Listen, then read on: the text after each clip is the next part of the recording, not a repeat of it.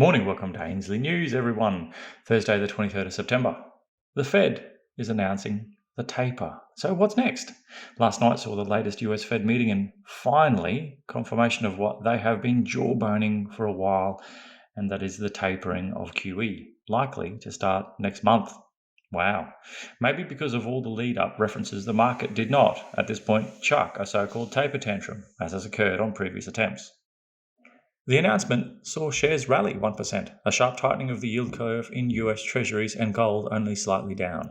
In Aussie dollar terms, silver and platinum actually rallied strongly higher as the US or stronger US dollar forced the Aussie dollar down. So what were the key takeaways? Tapering.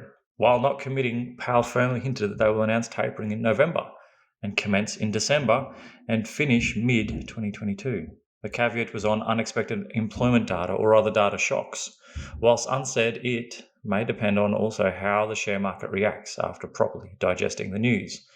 Last night may well have been a sell the rumour by the news event, and the realisation of what this means may sink in and the market recommence its recent downward trajectory. That would certainly test their resolve next month. Interest rates. There was a slight adjustment toward earlier commencement of raising rates. The split between the committee members is now even on whether the first 0.25% hike would be in 2022 and 2023. And herein lies the real crux of all this, and also what the Fed is at pains to stress. Tapering is not tightening. Stress that as they might, in previous attempts we have so-called seen taper tantrums when the market panics that the artificial support is removed and it crashes. That didn't happen last night, and it didn't happen straight away in 2018 either.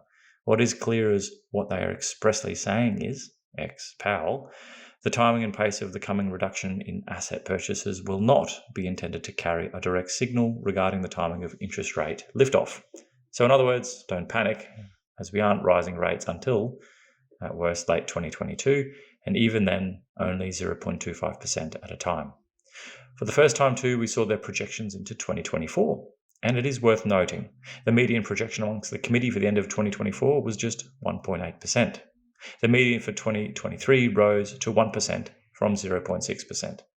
Those of you aware of gold's correlation with negative real interest rates are probably right now doing that math. Their target rate, less inflation, is still, and will be for some considerable time, negative. That is very supportive of higher gold prices, irrespective of a safe haven trading in a tantrum. Looking at the driver of rates and the outlook for inflation, Bloomberg noted, the US unemployment rate fell to 5.2% in August, well below the April 2020 peak of 14.8%, but it is still above the 3.5% rate that prevailed in February 2020. Fed officials have said they expect to keep the funds rate near zero until labour market conditions have reached levels consistent with the committee's assessments of maximum employment. Inflation, according to the Fed's preserved measure, was 4.2% in the 12 months through July, well above the central bank's 2% target. Many Fed officials have said they expect it to return to around 2% after temporary supply chain disruptions resulting from the pandemic have been resolved. Several have cited the rapid price increases as a reason to begin raising rates as early as next year. Last night's rally in the face of taper confirmation may have been on the back of the Fed's GDP predictions for 2022 being stronger at 3.8% and 2.5% for 2023. The Fed has simply an awful track record of overestimating GDP, and no one is acknowledging that. So we watch for where to from here, as the market digests what are still words, not actions, but words pretty hard to retreat from now nonetheless.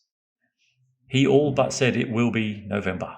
What is abundantly clear is that whilst QE may be tapered, they are well away from satisfying the liftoff test, and zero interest rates are here for some considerable time when inflation is already looking a lot more sticky than their transitory narrative. That, dear reader, puts us firmly and indeed historically extended into negative real rates territory. That is music to gold's ears. And of course, no one in the press today is talking about their inability to ever raise rates in any meaningful way to curb inflation, whilst the world sits on a historically unprecedented pile of debt at over 350% of GDP. They may be able to taper for now, but they simply cannot normalise. Stay tuned for the next round of QE. And that's news for today, everyone. Thanks for joining us. Jump over to ainsleyBullion.com.au for all things physical, gold, silver, platinum, ainsleywealth.com.au for all things cryptocurrency. You You can buy, sell, and exchange through there, and goldsilverstandard.com. That's our own cryptocurrency built and backed by real gold and silver. Enjoy Thursday, everyone. We'll catch you tomorrow for end of week news.